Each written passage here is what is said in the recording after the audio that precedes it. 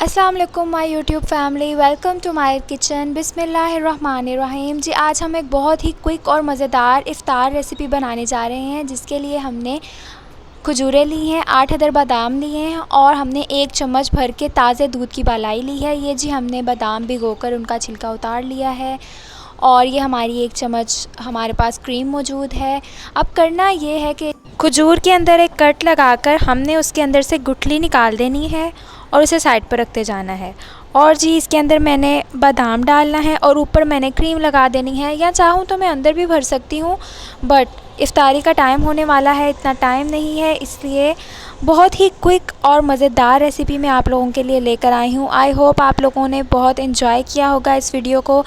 ऐसे ज़रूर खाइए, अपनी जान बनाइए और रमज़ान में ढेर सारी इबादत कीजिए और मुझे भी दुआओं में याद रखिएगा। अल्लाह हाफ़िज़।